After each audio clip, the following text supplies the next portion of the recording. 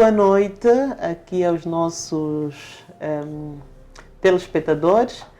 Esse é mais um podcast Arquitetos. Sejam muito bem-vindos. Eu sou Jamila Kassoma e esse é o vosso podcast. Não se esqueçam que nós aqui abordamos diversos assuntos que têm a ver com a concessão de espaços organizados. Vamos desde o ordenamento até as edificações. Os nossos convidados são de várias proveniências, arquitetos, engenheiros, técnicos de construção civil, estudantes, enfim, todos aqueles que, como tu que nos ouves, que nos vês, contribuem para a concessão de espaços. Sejam bem-vindos. Vou agradecer que partilhem, publiquem, divulguem, porque é conhecimento de graça e à distância de um clique, não se esqueça. Muito bem-vindo. Portanto, hoje trago aqui dois convidados e vocês já sabem que para mim todos os convidados são especiais. Trago aqui convidados especiais, como todos os outros que têm passado no nosso programa. E hoje vamos abordar uma temática muito interessante. Fique conosco, não perca nenhum segundo, cole-se aí a sua tela, ao seu computador, ao seu celular, o seu tablet, o que for. Mas não perca este programa porque o tema de hoje é muito interessante. Portanto, eu vou desejar que sejam muito bem-vindos ao nosso podcast. Temos dois convidados hoje, aqui o arquiteto Crisóstomo e o arquiteto Acaso. Sejam bem-vindos ao nosso podcast. Muito obrigado. Okay.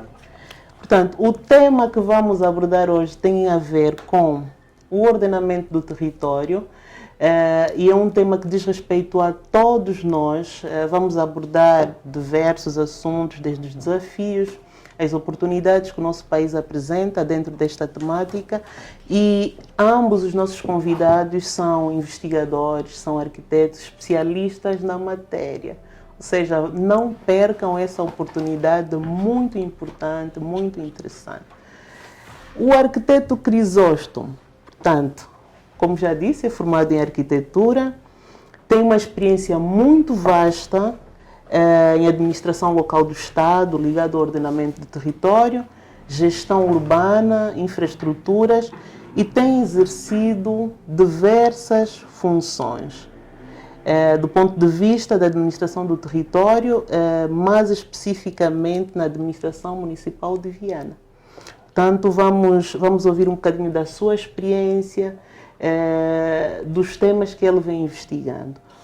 O arquiteto Acácio, por sua vez, é arquiteto urbanístico, docente, fez um mestrado em urbanismo sustentável e ordenamento do território e traz-nos aqui uma surpresa, um grande contributo àquilo que é o ordenamento do território do nosso país.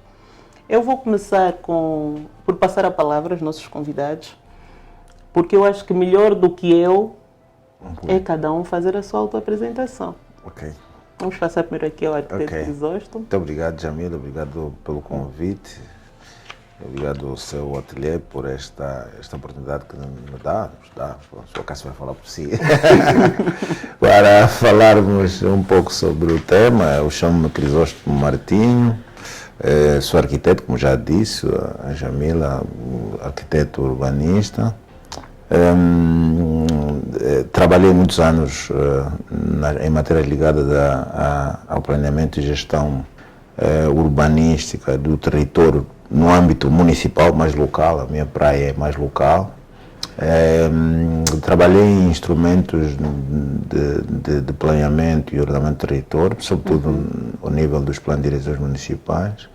E nos últimos anos, tenho estado a me virar entre o trabalho na administração local, no distrito urbano, a formação na ENAP, uma coisa que temos em comum com a Cássio, e depois a docência, né? A docência em matérias um pouco ligadas a isto. Então, estamos aqui para dar o nosso contributo. E para mim é um prazer, porque o melhor de estar aqui a dirigir, no fundo, esta conversa, para mim é um aprendizado. Porque, contrariamente ao que se pensa, que o arquiteto sabe tudo, né? Não é possível. Existe a arquitetura e depois vão existindo diversas especialidades. E para mim, por exemplo, vai ser uma oportunidade rica de aprender com quem lida com essas matérias diariamente, ou seja, sabem de A a Z, dizer A, conforme for a ordem. E, arquiteto, eu faço sempre aqui uma pergunta. Um dia vou falar do que me motivou, mas o foco é os nossos convidados.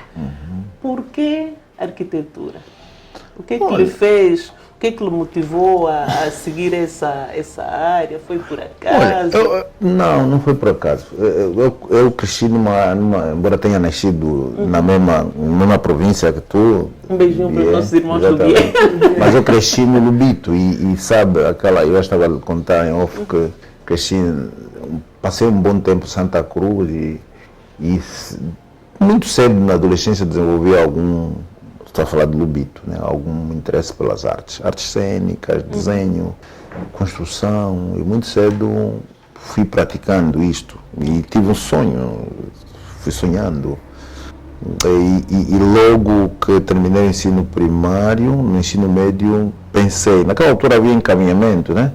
Encaminhamento, as pessoas eram encaminhadas, saíam de uma província para fazer o médio e iam para outra província. Nessa altura eu pedi, porque queria mesmo fazer arquitetura ou construção, na altura não tinha capacidade de entender, de definir, de diferenciar, mas pronto, era construção, arte.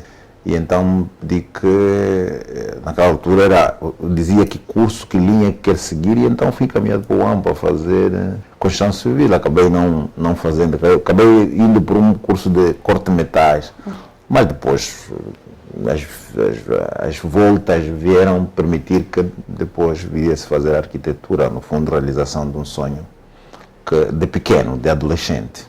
Está feliz? Está feliz, porque eu que queria. Seguiu o coração. Exatamente, seguiu o coração. Se voltasse atrás, seguiria mesmo, teria seguido. Sim. Ou foi descobrindo novos caminhos, novas... Não, olha, assim, eu acho que a arquitetura permite portanto, depois de ter uma formação em arquitetura, permite depois seguir outros caminhos. Há arquitetos que agora se dedicam à fotografia, outros se dedicam à investigação, outros se dedicam ao projeto propriamente dito, outros enfim, eu acho que depois disso, eu, por exemplo, tenho uma paixão muito grande pelo direito do urbanismo, direito administrativo, que é uma coisa que eu gosto.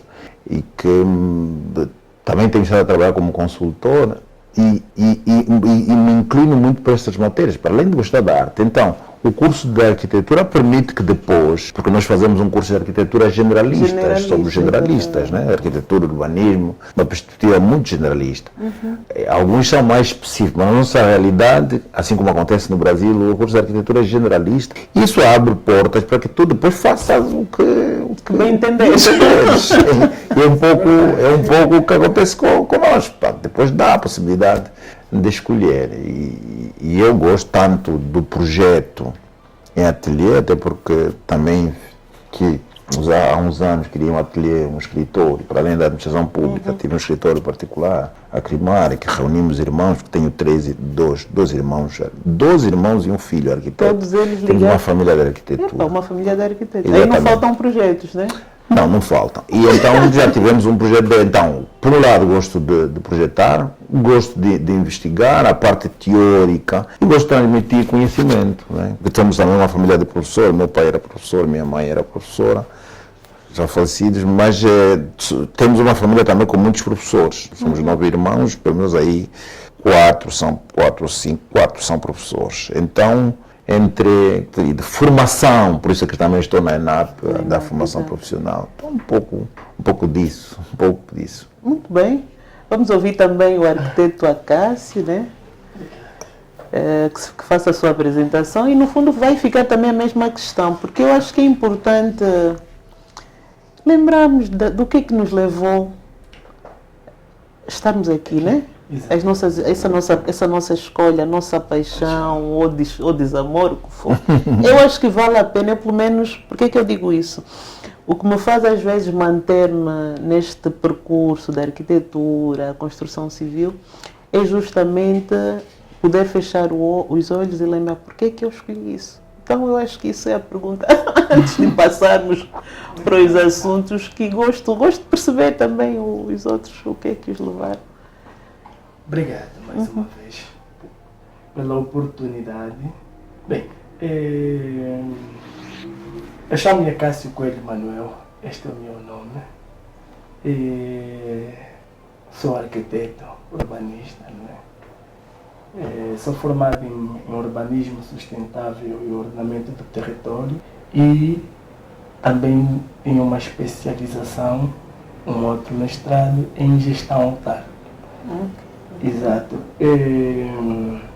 Comecei como arquiteto, mas antes sequer, o meu sonho nunca foi ser arquiteto. Eu acho que me empurraram assim, tinha que ser arquiteto. Eu sempre tive, por isso é que depois vão ver a minha ligação toda da minha vida profissional é agarrar esse cordão. Eu sempre pensei em ser economista. Eu me fascino muito com desenvolvimento econômico. E infelizmente, ou felizmente, acho que é felizmente. Escorregou na arquitetura. Sim, escorreguei para a arquitetura.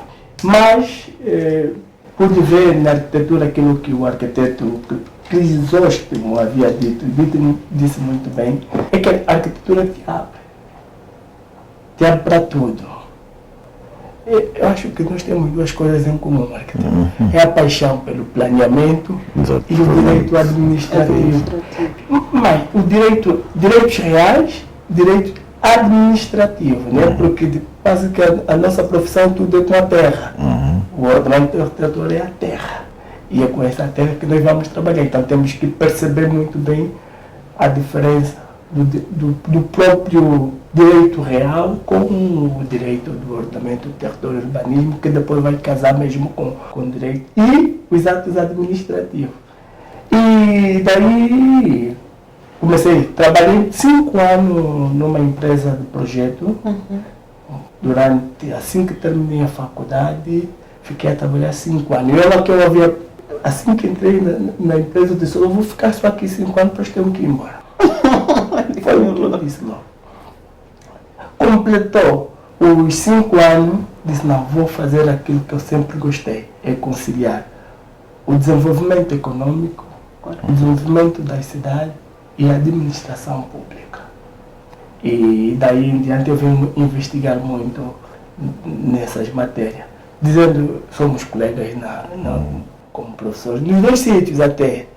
Na administração pública. Como também na universidade que nós dois lecionamos, né? Dizendo, por exemplo, há uma questão muito boa que eu dou aula na cadeira do 3º ano. Já um dia poderei enviar o programa da disciplina curricular da disciplina do 3º ano de arquitetura.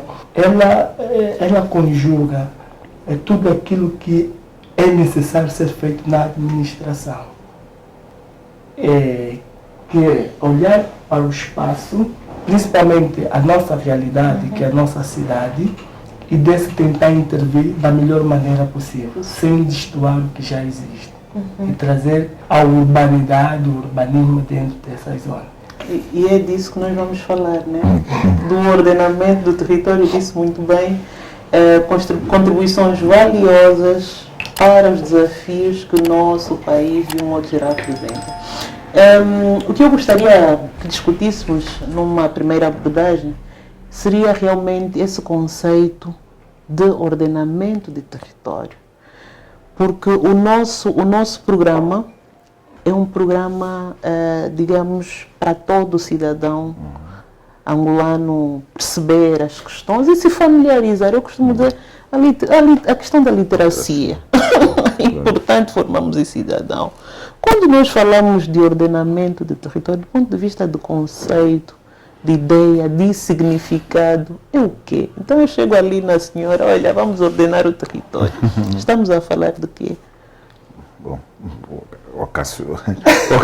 Podemos passar aqui. Começamos, o Cássio, como até está falando bem sobre isso, Bom, mas eu não gosto muito de definições, mas o conceito que a LOTO, a Lei do Ordenamento do Território, traz, ele, de um lado, fala traz a ideia de um processo, um sistema integrado, que inclui princípios, normas, mas também instrumentos que visam organizar o território biofísico.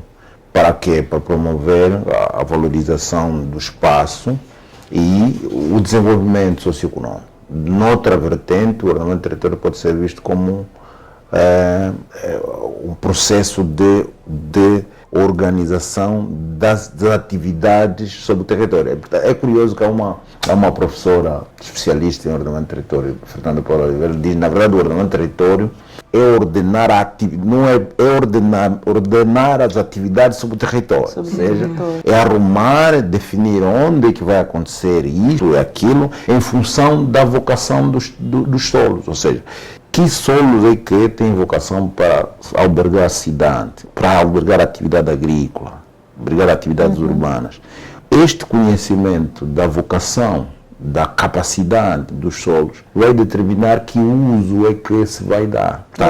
E aqui eu gosto de diferenciar o planeamento do ordenamento. Ou seja, se nós não tivermos em conta, planear é antever, eu vou projetar o que eu vou fazer amanhã. Mas mais do que planear, é verdade que o planeamento, vamos já chegar nos instrumentos, o ordenamento faz-se com instrumentos de planeamento. Mas é mais do que planear. É, de fato, organizar o território de tal forma que as atividades sejam realizadas de formas a promover a harmonia. Então, se eu for a tia Minga, que acha que tem que construir o seu negócio numa área... Perfeito. Não pode, tem que verificar primeiro se ali... Sim, portanto é preciso que existam instrumentos que venham dizer que isto é para fazer neste sítio. Mas também isso não é aleatório, né? Tem que ser antecedido de diagnóstico, de estudos, que depois vão determinar com instrumentos próprios onde é que vamos alocar que atividades para manter o tal equilíbrio ecológico, para que depois você tenha, quando tens o território ordenado, tu tens harmonia. Isso tem a ver depois com a mobilidade, tem a ver com a questão dos valores ambientais, a questão da sustentabilidade, etc, etc. No fundo, o foco, no fundo, são sempre as pessoas. São as pessoas. No fundo, como diz alguém, ordenar o território é ordenar a sociedade, também ordenar as atividades das pessoas. É um pouco. E quando juntamos aqui, por exemplo, eu vi no seu currículo, né? Agregamos aqui a sustentabilidade. Arquiteto Acaso, quando agregamos aqui a questão da sustentabilidade, o ordenamento, juntamos a sustentabilidade. Né? Conforme estava a frisar muito bem o arquiteto Crisóstomo, vou só dar aqui um lamerezito. Por exemplo, o ordenamento territorial é política pública. É uma política pública. Sim. Por quê? Porque ele mexe. Quando estamos a falar de atividade, estamos a falar de economia, desenvolvimento econômico. E o arquiteto disse há pouco tempo, aonde é que vai estar? Em que local? Né? Quando nós agregamos a sustentabilidade vem para dar peso e força nessa forma de Sim. Por exemplo, a sustentabilidade nos tempos antigos era simplesmente os três, né? Os três, os habituais. Ambiental, mas por incrível que pareça, podem usar vários nomes, mas são mesmo esses três. Sim, tem. Depois vem agora cultura, por exemplo, entre aí a cultura. Social. No social, exatamente. Social, tá. Quer dizer, porque o território, quem usa são as pessoas. E essas pessoas precisam de se socializar. Eu brincava muito, às vezes, nós vou só dizer como arquiteto, a sustentabilidade tem a ver com a socialização também. Mas nós não conseguimos obrigar, eu não posso obrigar a arquiteta Jamila a conviver com o arquiteto Crisóstomo. Não obriga, mas direto ou indiretamente podes obrigar, criando o quê? Criando espaços de convívio que permitem interação.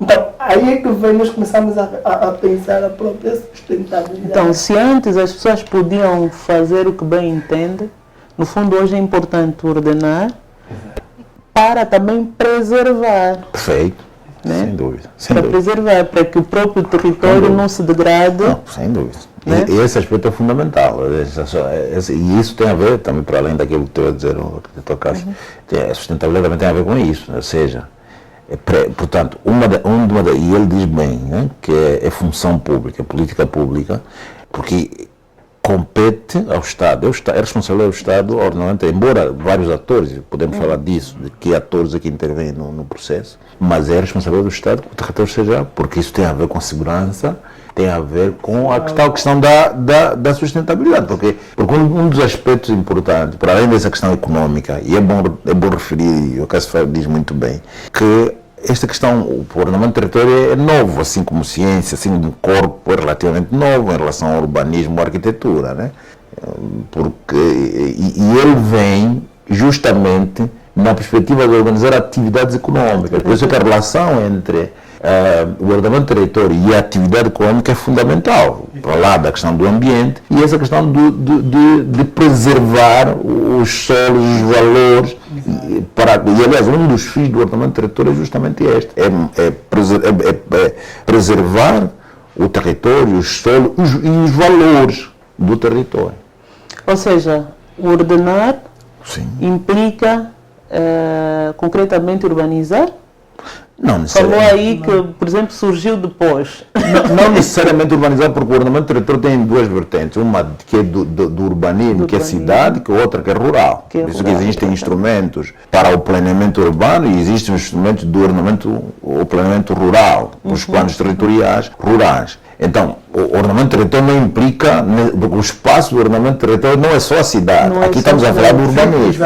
O espaço do ordenamento do território vai para lá do espaço urbano. É o território. É o território todo, sim. Pois todas essas nuances, áreas rurais, áreas urbanas, elas em si estão as zonas não edificantes, as reservas ecológicas, no fundo, até mesmo os mares, os rios, as zonas, vamos lá, as zonas ribeirinhas, etc., fazem parte do território. E o ordenamento do território é justamente organizar todas essas atividades, que não se cingem. É verdade que nós temos hoje uma preocupação muito grande pelas cidades, porque o fenômeno urbano é o que está, mas não podemos deixar de olhar para a parte que não é urbana, que é rural. Portanto, ordenar o território não significa necessariamente urbanizar. É também urbanizar. também urbanizar. Muito bem. E qual é essa importância, para que fique aqui claro aos nossos espectadores, que importância isso tem? Né? Porque parece que isso às vezes é um assunto muito técnico, muito fechado assim ao Estado. Tudo bem, é da responsabilidade do Estado. Mas eu, enquanto cidadão, se me perguntarem em poucas palavras, né, temos que ordenar o território. Ou se estiver aí a ouvir na vai-se fazer a política de ordenamento do território, como é que ele pode perceber a importância disso, né, de formas práticas? Porque o que é que eu vou sentindo, né, do ponto de vista técnico? Às vezes as questões são tão técnicas que o cidadão, quando ouve uma notícia ligada ao ordenamento do território, urbanismo, áreas rurais, entre outros aspectos, às vezes até sente-se desinteressado. Eu nem sei o que isso é, nem qual é o ganho que eu tenho com isso. Então façam desse tal território aquilo que vocês bem entenderem. Deixa-me só. Fica à vontade. O que eu tenho sempre conversado com os meus colegas, nós precisamos desmistificar o ordenamento do território. E disse muito bem a arquiteta, as pessoas não podem ouvir como uma coisa cansativa. Sabe o que é difícil, as pessoas quase que nem ligam. Mas o ordenamento do território é simples. É fácil. Percebendo então, só que a forma de nós transmitirmos é que faz com que muitas das vezes, tanto os agentes políticos como a própria população acha aquilo cansativo. É quando o ordenamento tem a ver também com a educação da própria pessoa em si. Por exemplo, quando nós conseguimos transmitir o ordenamento do território como o marco de todas as políticas, tudo que são políticas públicas feitas, tem que assentar. No fundo, todas as atividades humanas sobre o território, Perfeitamente. a sua base da lista tem que ser ordenada. Exatamente. Não, o Estado, se quiser ganhar, tem que conhecer aonde está o cidadão. Para cobrar quê? IP. Quanto mais o território estiver organizado, mais ganhos teremos. Ganha. Sim. Ganha o Estado, ganha o cidadão. Porque o objetivo, por exemplo, que eu vejo de ganhar o Estado é esse ganho se reverter no cidadão. Portanto, não se consegue desligar esse ganha-ganha, porque ganhando o Estado, ganha o cidadão, né? Porque tem melhor infraestrutura, as cidades são melhores, as áreas rurais também são mais consolidadas. Então, no fundo, ganhamos todos. A gestão dos recursos. Ganhamos todos. Ter o controle. Porque o ordenamento do território faz um diagnóstico do próprio território e conseguimos perceber as mais-valias do território. Mas então, eu ainda insisto, para que fique mesmo aqui claro, para o cidadão perceber que essa importância, em poucas palavras, é que nós podíamos sintetizar. Para ficar claro, por causa dessa questão, desmistificar aqui a importância. Talvez podemos dizer que, disse bem, atividades humanas, assim como em casa, na cidade, as atividades humanas precisam estar organizadas para que exista equilíbrio e haja, se promova, racionalize até recursos, né? É necessário que se ordene o território. E aqui, por exemplo, no caso particular de Angola, nós temos algumas disfunções que decorrem, ou seja, que devem ser resolvidas com o ordenamento. Por exemplo, o facto de termos cidades, estávamos a falar em off, né? Tem cidades, tens a questão do êxodo massivo, as pessoas estão a sair do campo para os grandes centros urbanos e muitas vezes até as pessoas perdem qualidade, provavelmente em alguns casos tinham mais qualidade de vida no meio rural do que na área urbana. Portanto, é preciso organizar o espaço rural para que estimule as pessoas a estarem lá com o básico, com aquilo que... Aí já estamos olhando realmente nessa questão econômica. Exatamente, econômica, novamente. Né? Na perspectiva econômica. Depois, na perspectiva do dinheiro, dos ganhos financeiros mesmo. Né? Depois também temos que olhar para a questão do equilíbrio. Veja, por exemplo, quando temos inundações, né? Se as pessoas ocuparem o território, construírem de qualquer forma, sem orientação, a questão o ordenamento tem esse papel orientador da forma como as pessoas vão ocupar o território, vão construir. Se isso não for devidamente orientado, nós depois temos uma expansão, né, das zonas periurbanas, coisa que estuda bem, sabe bem disso, e depois temos como consequência a vulnerabilidade, não é, das pessoas, as pessoas ficarem em risco permanente, né? E lembra-se dos relatórios que tivemos o ano passado em relação às pessoas que foram vítimas de um conjunto de fatores de risco, calamidades, que não, portanto, o ordenamento não resolve, não é só que resolve, também não é nenhuma panaceia, porque tem que ser conjugado, porque o ordenamento é do território integrado, não são os arquitetos, é bom que fique claro. Exato. O ordenamento do território não é trabalho dos arquitetos, é trabalho de equipas multidisciplinares e de todos. Por exemplo, uma equipa que vai trabalhar na questão do ordenamento do território deve ser constituída minimamente por quem? Só para ficar aqui claro. Pois, as equipas, é assim, pronto. Porque estamos a falar do ordenamento do território na perspectiva do planeamento, depois tem a perspectiva da gestão. Nós já estávamos a conversar isso com o professor que sim. Primeiro, na perspectiva do planeamento, da concessão, da organização, tu tens de ter equipas multidisciplinares que incluem, claro, os arquitetos, os urbanistas, os geólogos, os juristas, os gestores, economistas, sociólogos, historiadores. A lista é muito grande. A lista é muito, mas mesmo assim, por isso é que o professor Raimundo Capitão tem um livro, Planeamento Urbano Inclusivo. Ele tem que ser inclusivo na perspectiva de que ele precisa envolver pessoas da sociedade. Da cidade. Hoje fala-se do conhecimento empírico, não é pejorativo. Portanto, é ciência, sim, como diz Helder José, é ciência, ordenamento do território, mas a ciência, ela tem de ser aquilo que hoje há um conceito que a Sylvia Close descreve muito sobre isso, que é a transdisciplinaridade. Acho que hoje o ordenamento do território, mais do que multi ou interdisciplinar, ele tem de ser transdisciplinar. No sentido de que transcender a ciência, tem que buscar as pessoas lá no Quimbo, no mato, para ouvi-las e nessa perspectiva até é muito interessante, porque há zonas que, mesmo do ponto de vista do conhecimento do próprio território, quem detém são as pessoas que lá vivem. Exatamente. Temos que eles que às vezes dizem, olha, quando os lençóis, por exemplo, estão muito baixos, não conseguimos obter água, vamos no ponto tal, onde... É o tal chamada autoprodução do conhecimento. Portanto, o conhecimento não pode ser só, né, com os doutores. O ordenamento do território inclui esse conhecimento sistematizado, científico, traz etc. Aqui a componente da ciência, mas também é preciso ouvir as outras pessoas que vão agregar valor para o conhecimento. E há experiências muito interessantes destas em que você cria elefantes brancos porque você não ouviu as comunidades. Não ouviu as comunidades. Muito bem. E o nosso sistema de ordenamento de território em Angola? Como é que nós estamos? Qual é o ponto? Qual é o diagnóstico que se faz hoje do nosso sistema de ordenamento? Deixa o arquiteto começar Nem vou na perspectiva de bem ou mal, vou na perspectiva realista. Como é que nós estamos estruturados? Porque temos alguns regulamentos, efetivamente estamos a aplicar, não estamos.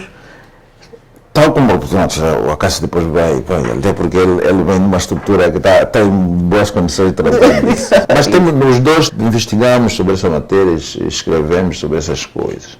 O sistema em si, ele integra instrumentos, portanto, tens órgãos, né? Portanto, estruturas orgânicas, os atores, os ministérios, da administração local, central do Estado, consomem de facto a estratégia. E o Acácio depois poderá desenvolver um pouco mais isso. Mas tu depois tens os instrumentos, né? Os instrumentos do ordenamento do território, que têm basicamente 3 níveis: o nível central, o nível provincial e o nível municipal. Eu gosto mais de abordar o nível municipal porque é aí onde as coisas acontecem. Exato. Portanto, porque a parte prática da coisa acontece. Porque há uma coisa que eu aprendi em matérias de direito do urbanismo, que é os planos municipais é que têm a chamada eficácia plurissubjetiva, ou seja, aquilo que efetivamente afeta o particular são os planos municipais. Os planos provinciais e centrais, eles são estratégicos. Agora, para eu dizer, olha, tu não podes construir aqui, tu não podes fazer X pisos, é ao nível dos instrumentos ao nível municipal. Então, nós já sabemos que ao nível municipal, ao nível central, tem as principais opções do ordenamento do território, depois tem os planos setoriais, ao nível provincial tens uma coisa que se chama Plano Provincial de Ordenamento do Território, depois tens os planos interprovinciais, ao nível municipal, onde eu acho mais interessante. Mas, por exemplo, dentro dessa estrutura que nós temos, todos eles existem? Todos eles estão operacionais? Não, nós temos... Se calhar aí é que vem o cansaço. Exatamente. Que há muitas vezes que eu faço. É o excesso. Exato. Nós temos excesso de plano. Se nós abrirmos a lei, a Loto, que do meu ponto de vista não é mau. Exatamente. Eu penso que a Loto está 50 anos mais adiante. A Loto, não se esqueças, é a lei de ordenamento do território e urbanismo. Exato. Quem quiser consultar, depois vamos deixar ali na descrição o Google número aparece. e tal, e pode consultar, estudar Exatamente. e perceber isto que estamos aqui a falar. Arquiteto, por exemplo, não sei se eu sou muito otimista, não sei, eu acho que é um defeito que eu tenho. Eu sou muito Isso é bom. O mundo tem que ter otimistas, os pessimistas, os assim. Sermos otimistas. Mas não todos, tem que ver sempre, porque o pessimista nos faz sempre refletir em questões, porque às vezes o otimista, depois o pessimista, mas espera lá, também não é assim. Então eu acho que é bom ter o otimista, é bom ter o pessimista, é bom ter aquele que está no ninho, como eu digo, nem sim, nem não. E as pessoas lá em casa podem às vezes não concordarem comigo quando eu digo que a lei tu está muito adiantado quanto à nossa estrutura administrativa. Lógico que depois os órgãos, que aquilo que o arquiteto Cristo estava a explicar muito bem, os órgãos centrais, locais, aquela estrutura muito pesada, e não é culpa também da própria lei, mas é da desconcentração que começou há mais de 30 anos. Que até Mas quando diz muito pesado é o quê? São muitos instrumentos? São muitos instrumentos. Quer dizer, face ao nosso contexto, podíamos simplificar. Mas, mesmo a própria elaboração de um plano diretor tem que ser simplificado. Sem dúvida. Você não vai entregar na população, vamos só no Chico, no Rivungo, o município do Rivungo, vai entregar um calhamaço de Exatamente. essencial. A forma como se elabora, a forma como se estrutura. Por exemplo, eu vou fazer as principais opções, vou fazer os planos provinciais, interprovinciais, municipais, intermunicipais.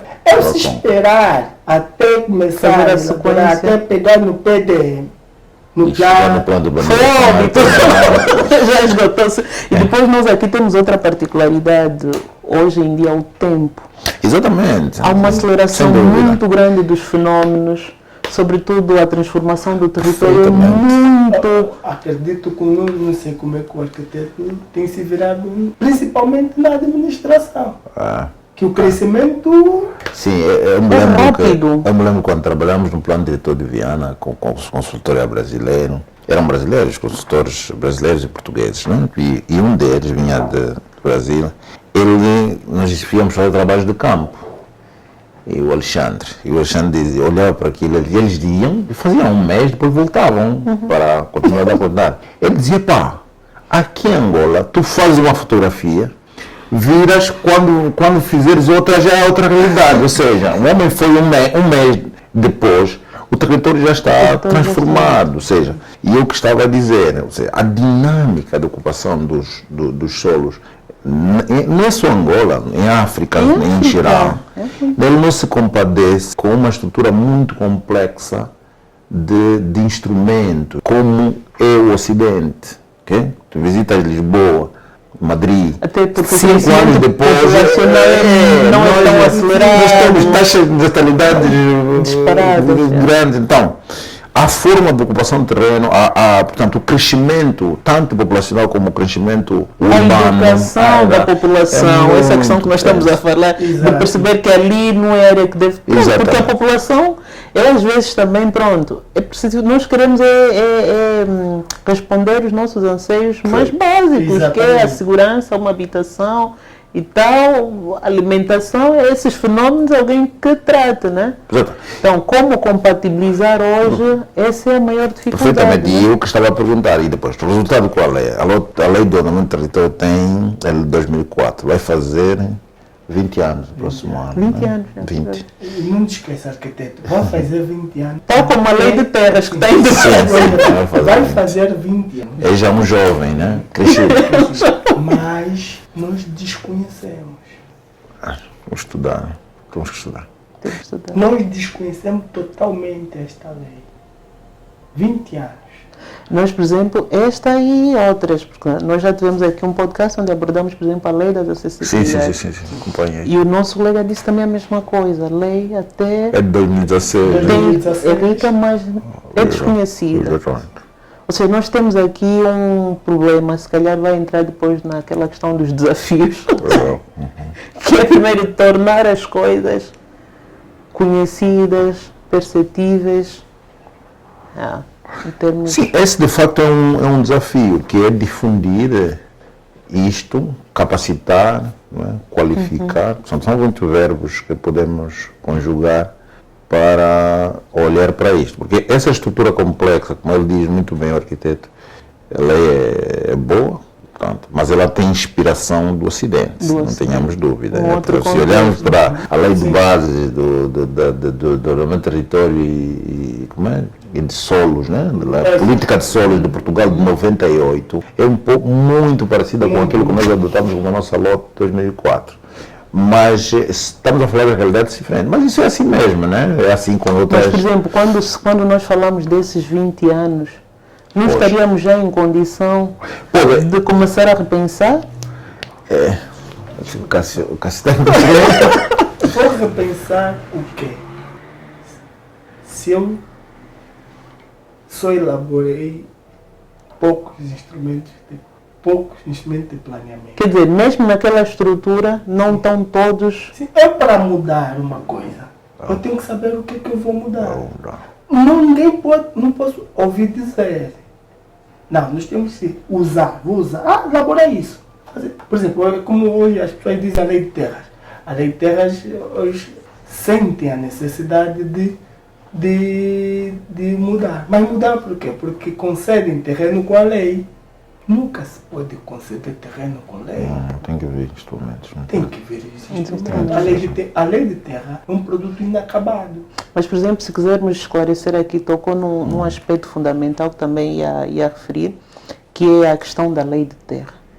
Para o nosso cidadão que acha que qualquer terreno é passível de ocupação, que é que nós, quando falamos de lei de terra, estamos a falar de quê? Porque, no fundo, ela depois também se coisa e se interliga com aquilo que é o lote, né? O ordenamento do território. Só para terem aqui, quem nos ouve não desconhece esse assunto. A lei de terra é a lei que em outras latitudes é lei do uso dos solos. E nós aqui é lei dos terrenos. Nossa aqui é lei dos terrenos, onde, por meio desta lei, eu consigo obter direitos. E a lei explica que nós temos 3 tipos, 4 tipos. Onde eu consigo obter o meu terreno? Onde consegues obter o teu terreno, que te garante direitos. Com este direito, consegues recorrer em qualquer unidade, porque tens uma posse jurídica.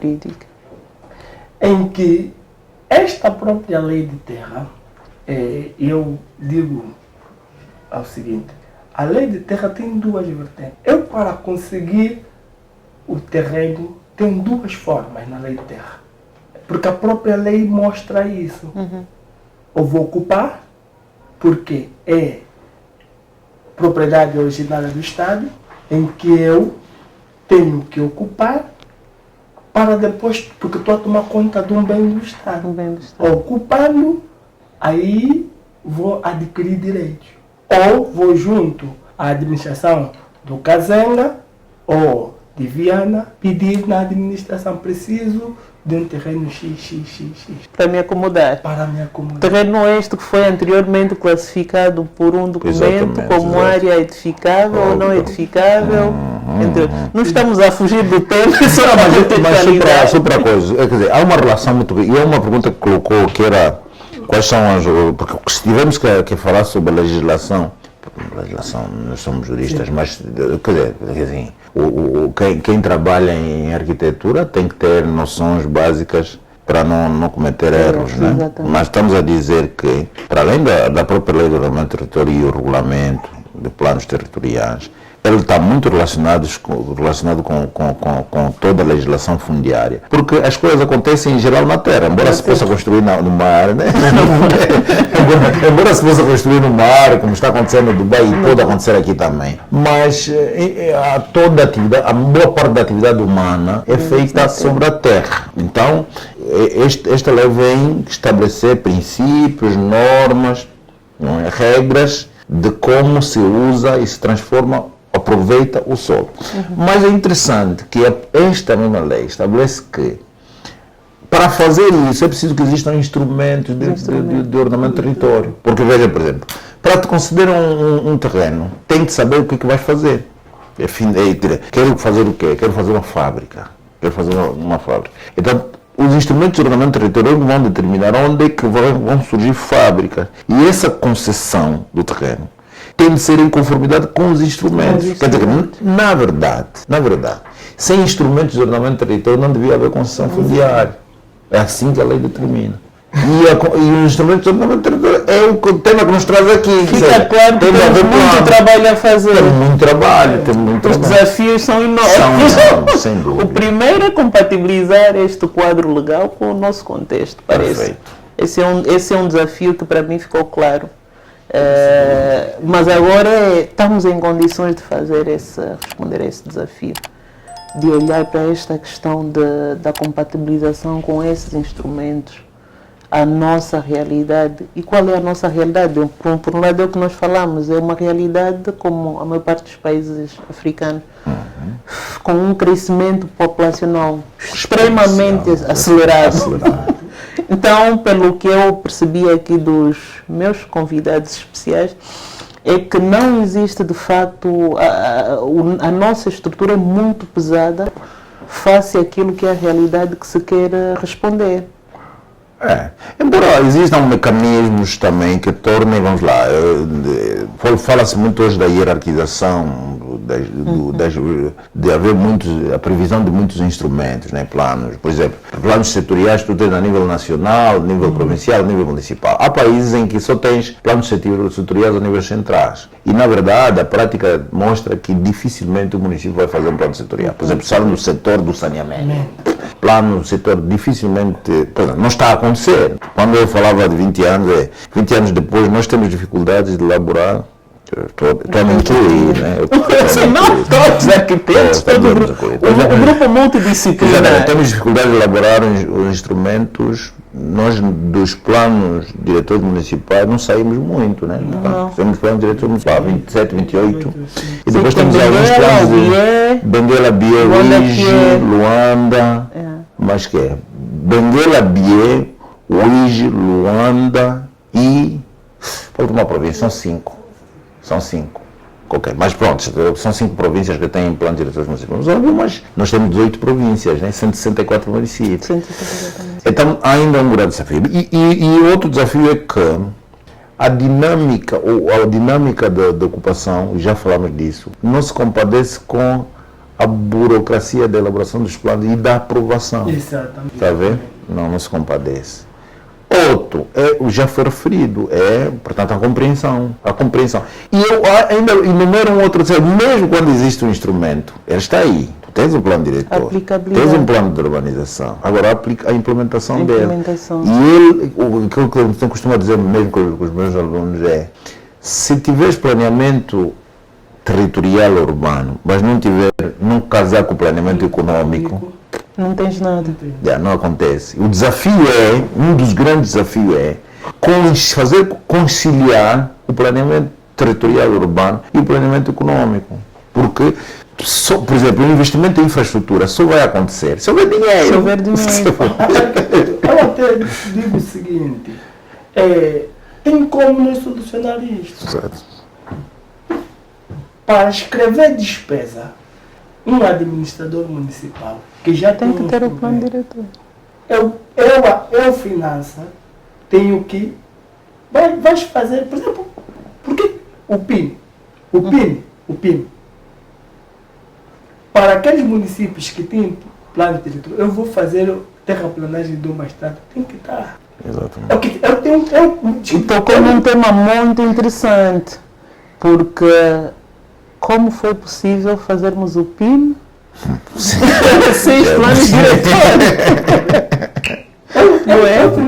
O PIN em si é um plano, né? É um plano. É um programa. Não, estou a falar, fez aqui, se calhar, uma imagina, eu vou reabilitar a escola, vou fazer a escola de 24 salas. Exatamente. Qual é a base? Mostra-me aqui no teu plano, ainda que seja aquele só de mancha, aqui vai ser aqui. qual é o pensamento. Eu acho que aqui os nossos espectadores têm que entender, primeiro, o nosso podcast Arquiteto é mesmo sobre organização dos espaços, questões fundamentais. E é um projeto que nós pretendemos mesmo informar e formar. Perfeito. Então é olharmos para aquilo que tem sido as nossas práticas, ver ali o que é que de positivo existe e aquilo que foi menos bom, podermos agregar valor, Perfeito. porque isto aqui é dinâmico, existirão outros pinos. Né? Mas aqui, Jamila, se me permite, é uma coisa que eu tenho estado a falar também, temos conversado, felizmente o nosso sistema permite uma coisa que são os tais chamados planos coletivos, ou seja, entendeu o legislador que... Até já vamos chegar ali. Vamos chegar, né? Das soluções, mas antes... Sim. Mesmo para inscrever, né? Por exemplo, o PIN, por mim, foi um bom jogo treino para a administração. Okay. Não, por mim... Jogo treino. Foi bom. Eu acho que eu fico a gozar. O PIN, segunda parte, se houver, vai ser. É aquecimento. Por quê? Porque veio mostrar a própria estrutura da administração municipal como podem fazer. Deu responsabilidade. Lógico que há municípios que fizeram bem, mas há outros que, lógico, né? Por falta de experiência. Diversos fatores. Exatamente. Né? Um deles é mesmo essa questão do ordenamento do território. Exatamente. Mas eu acho que o PIN foi um bom exercício em dar essa autonomia às administrações. Agora, se o próximo agregar os planos diretores municipais, vai ser uma coisa perfeita. Seria o ideal. Exato. Pois, questões muito interessantes para os nossos espectadores. Eu passaria, nós enumeramos aqui, primeiro queria ainda que esclarecessem o que é um PDM. Estão a ouvir um plano diretor, mas o que é isto de um plano diretor?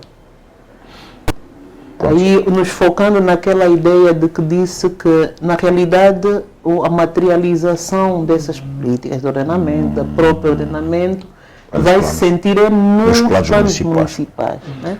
Quer dizer, assim, o plano diretor municipal, o PDM, como é vulgarmente conhecido, é, digamos, os chamados dos planos municipais, é o plano global, que é o plano global que, portanto, visa direcionar o crescimento do território e definir a organização das atividades sobre o território, quer na componente urbana como rural. E ela depois, o plano diretor faz uma coisa que é, por exemplo, a classificação e qualificação dos solos, define um conjunto de aspectos como a visão sobre o território. Ele também estabelece um quadro de referência para a elaboração de instrumentos de nível inferior, com os planos de urbanização, os planos de pormenor, os planos de ordenamento rural. Digamos assim, dos planos municipais, o plano diretor, para a linguagem mais simples, assim, se for, tipo, é a visão. Estabelece a visão, determina os eixos estratégicos. Ou seja, é o do município de Londimbar, a visão que nós temos do nosso município, exatamente. Do nosso território. Exato. E depois define a estrutura urbana, vai depois determinar, uma coisa que o plano diretor faz, para ser mais prático, é definir o que é a zona rural, o perímetro, delimita o perímetro urbano e determina o que vai ser a área rural. Portanto, e isso permite depois que, dentro daquilo que é o perímetro urbano, se elaborem os instrumentos, agora sim, os planos urbanísticos. Porque os planos territoriais, o plano diretor é, como dizia o arquiteto Zang, são 2 em 1. Ou seja, é um instrumento, mas ele aborda 2 campos. O campo, a parte urbana e a parte rural. E ele é estratégico no sentido de que ele aponta linhas diretrizes para depois serem desenvolvidas em instrumentos inferiores.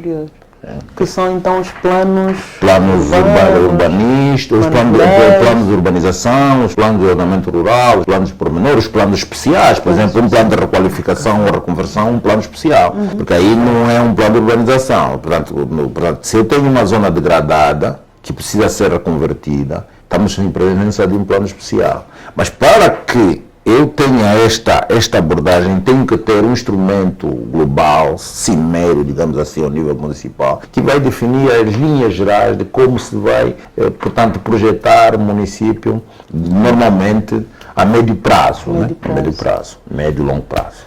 Arquiteto, sabe o que eu digo? É desnecessário eu elaborar um plano de desenvolvimento econômico do município. Ok. Porque o próprio PDM tem as duas vertentes. Sim, tem um componente econômico e urbanístico, econômico, sim. Social e urbano. Exatamente, é verdade. Ou seja, ele trabalha em todas as dimensões. Sim, mas o que deve dizer o arquiteto Acácio é interessante porque o nosso sistema, e nós há algum tempo fazíamos planos de desenvolvimento municipais, Exato. mas a lei sobre o Sistema Nacional de Planeamento, o Sistema Nacional de uma lei 1/11, veio estabelecer que os planos de desenvolvimento terminam na província, né? Existe o plano de desenvolvimento provincial, mas a nível municipal basta o plano diretor municipal, porque ele tem essa componente ambiental, tem a componente, faz um diagnóstico, faz a caracterização, que chama caracterização prospectiva, o diagnóstico prospectivo, no domínio, portanto, das infraestruturas, da parte econômica, a questão demográfica, a história, patrimônio, tem que fazer esse levantamento econômico, cultural, do território todo. Depois é que define os eixos, não é, de desenvolvimento, os eixos estratégicos. Portanto, é de facto interessante. Então, se eu já tenho este instrumento, vou duplicar mais um para quem já não precisa. Okay. Face aos desafios que nós enumeramos, como é que nós vamos sair, no fundo, deste emaranhado? Porque eu considero mesmo um emaranhado e eu também sou da corrente otimista. Mas sinto a necessidade de ter sempre também um pessimista ao lado. Para não cair no sonho. E eu olho com otimismo na seguinte perspectiva. Não é impossível. Não é impossível resolvermos. E digo isso porque os vários contactos às vezes que eu vou tendo com a administração pública, às vezes eu consigo sentir a descrença, às vezes do próprio administrador, de quem trabalha na própria administração, aquele receio de achar, não, isto que estávamos aqui a falar, acho que não é possível, acho que não vamos conseguir. A situação já está tão complexa, tão grave que, vai ser difícil, mas eu sou extremamente otimista, eu acho que é possível, e que caminhos é que nós podemos construir. Eu sei que vai levar o seu tempo, mas a partir de agora, para deixar aqui já as sementes que possam amanhã dar os seus bons frutos. Olha, eu acho que primeiro temos que capacitar, está bem? Temos que capacitar, não é? Mas formar. Eu já aqui... Sim, não é preciso formar e muita nós os dois... Mas o país é imenso, Jamila, o país é imenso. Tu tens, e veja, teve cá o bastonário da Ordem, o presidente da Ordem, costuma dizer presidente da Ordem, os arquitetos. Nós estamos aqui a 1000 e tal arquitetos pelo país. E no 80 e tal por cento está em Luanda. Portanto, existem, não sei... Mas olhando para essa perspectiva que nós falamos do tempo, também sim, as questões então, não esperarem, sim, né? Portanto, mas temos que capacitar no sentido, e mesmo o próprio arquiteto Estonho defende e muito bem a Ordem está a trabalhar numa espécie de um estatuto do arquiteto. Atenção, não estou a dizer que o ordenamento exatamente, na perspectiva de que é preciso potenciar, e o Ilídio também temos estado a falar sobre isso, é preciso potenciar as pessoas que trabalham na administração local e agregar valor para que, na medida dos possíveis, as pessoas possam não só elaborar, né, instrumentos, e aqui ao nível, uma administração do município de Luanda, ou de Viana, digamos, cá em Luanda, e eu tenho vivido isso na ENAP, tu recebes pessoas que vêm de Malange, né, da administração, do UIGE, tem um município onde não tem quadro mesmo, tem quadro, ok? é Então, mas mesmo aí é possível capacitar os poucos que existem, levar know-how e elaborar os instrumentos que estão ao seu alcance. E veja, o nosso sistema, a boa oportunidade que nós temos no sistema angolano, é que ele tem essa flexibilidade. Ele é hierarquizado, top-down, de cima para baixo, mas essa hierarquia é mitigada, ou seja, eu posso, veja, o nosso sistema permite que, na ausência do plano provincial, eu elaboro o plano municipal. É possível. Sim, ou seja, é possível. É possível. Ou seja, eu não tenho um plano diretor municipal, mas eu tenho necessidade de elaborar um plano urbanístico. Eu posso, porque o legislador entendeu que na nossa realidade não é possível ter tudo lá, o nacional, o central, isso é uma oportunidade.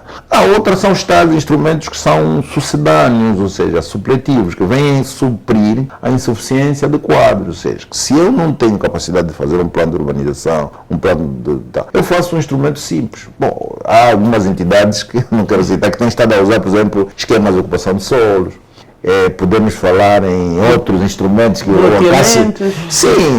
portanto, existem outros instrumentos que podem. Aliás, só para fechar essa parte, da minha parte, quando estamos a falar de instrumentos de ordenamento do território, no sentido lato, no sentido estrito da palavra, estamos a falar de planos convencionais, mas no sentido lato incluem os regulamentos, incluem as diretivas das instituições, incluem instrumentos até rudimentares. Ela vai falar em instrumentos rudimentares. Veja como é que cresceu o Lubito, como é que cresceram as cidades a professora Manuela da Fonte escreve o livro Urbanização em Angola. As cidades de Angola, muitas não cresceram com grandes planos, foram de facto instrumentos muito expeditos em muitas realidades. Foram feitos instrumentos de vida que por via delas se construíram muitos aglomerados urbanos. Então, em alguma realidade nós teremos que partir para aí, porque como se diz, o ótimo é inimigo do bom. Aqui o arquiteto, estamos já quase na nossa reta final. Eu concordo plenamente que a capacitação é fundamental, a formação contínua. Exatamente.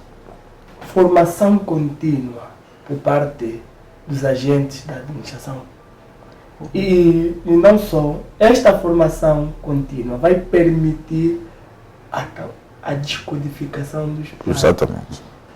Porque E depois a sua aplicação. Benguela tem todos os planos. Sim. Mas todos os municípios. Em todos os municípios. Eu tive a dar formação para os administradores municipais de Benguela. Acreditas que nenhum sabia interpretar? Sim, isso também é um exercício, né? É um exercício difícil. Isso é complicado. Não, mas é preciso, por exemplo, desde a universidade é o mais simples. Olha, é isto aqui. É uma parte, sim, Formar as pessoas para é uma peça, né? Por exemplo, você tem que ver que peças, né? Exato. Que peças daquele instrumento, daquele calhamaço, é que são para, por exemplo, pega na planta de ordenamento e trata da planta. Mas, para além disso, já me lembro muito importante que exista um investimento. Sim, porque se não houver investimento, você até pode ter planos bonitos, pode ter indivíduos qualificados. A questão da economia. Sim, porque se não houver, vamos lá, investimento, planificação financeira para que as coisas aconteçam no território, sobretudo a questão do... É verdade que haver um plano, eu trabalho no município onde existe um plano diretor, né? Ajuda a orientar. Alguém quer fazer isso? Não. O plano aqui não permite. Isto é bom. Gestão urbanística, urbana, é bom já. Mas é preciso que aquelas infraestruturas que estão previstas no plano sejam concretizadas sob pena de depois de tudo ser... E isso faz-se com nós vamos ter vários problemas. É a ocupação informal. Bem, estamos a chegar ao fim, mas não podemos terminar sem dar aqui uma boa nova do nosso colega Cássio, que está a dar nessa questão dos inúmeros desafios que o nosso país apresenta para o ordenamento do território e todas as nuances que nós aqui abordamos, para trazer um contributo muito interessante, que é o seu livro, né? Sim. O vocabulário angolano para o ordenamento do território. Deixe-me só mostrar aqui na câmera, né? que está aqui. Só para dizer, para não assustam com o volume, é porque tem Não, o volume. Tem imagem, sim. sim. Pois, Já tive é a sua contribuição e tem a ver com a educação, a formação. E eu penso que vamos ter a oportunidade também de, numa próxima vez, falar um bocadinho sobre o próprio livro, o que é que motivou, o que é que traz. Se quiser deixar aqui umas breves palavras, assim muito rapidinho, em síntese, o que é que vai ser o livro, vai ser de grande importância, tá? Bem, E quando o lançamento, sim, né? sim. O livro vem organizar todos os conceitos que impactam diretamente o ordenamento territorial. Ele abre, não é só exatamente para o ordenamento territorial. Por exemplo, ele fala de atos administrativos, fala de procedimentos, outros tipos de procedimentos administrativos. Ele vai buscar aquilo tal que é o conceito do ordenamento territorial, a multidisciplinaridade. Ele vai buscar mais organizado para ajudar tanto a administração pública, os nossos estudantes e principalmente também ajudar a comunicação social em perceber tudo que tem a ver em relação à matéria do ordenamento territorial. E isso para mim é de extrema importância, porque nós às vezes nos perdemos mesmo no significado das coisas. A comunicação. Né? A base comunicação da é importante. Perfeito. Falamos a mesma língua. E o que nós acabamos de abordar aqui foi isso. Por exemplo, as pessoas só pensam que o ordenamento é complexo porque não percebem os conceitos. Exatamente. Por isso é que eu aqui fui pedindo aos nossos convidados que vão traduzindo Traduzir miúdos. Então, o que é que estão aqui a falar. Ele está previsto ser lançado na última semana de outubro, aproveitando já o outubro urbano. E será no edifício do Quilamba, aqui Então, no Marginal. Estão todos convidados, vamos apoiar. É o nosso irmão em angolano, é conhecimento e calculo que empreendeu aí grande esforço para poder editar. E o nosso projeto é este, o nosso programa é esse, Arquitetos, é promover o conhecimento, trazer aqui reflexões, abordagens. Não estamos aqui a fazer juízos de valor, mas a formar a nossa sociedade. Muito obrigado mais uma vez. Eu vou agradecer que partilhem, divulguem, porque se calhar para si pode não ser relevante, mas alguém que precisa de ouvir essa comunicação. Muito obrigado. Esperamos por si no próximo programa, que vamos ter aqui um tema também muito interessante. Esperem para o próximo programa e vão ver. Muito obrigado.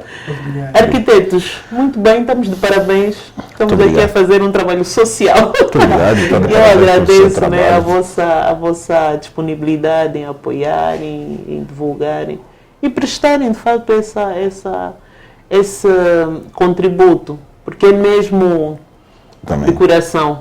Também agradeço o seu convite, Jamila, e continue nesse trabalho que está a fazer, que no fundo tem a ver consigo, tem a ver com o seu DNA, e esperamos que dê a frutos, porque precisamos falar sobre esses temas. Exatamente. Okay. Muito obrigada e até uma próxima vez.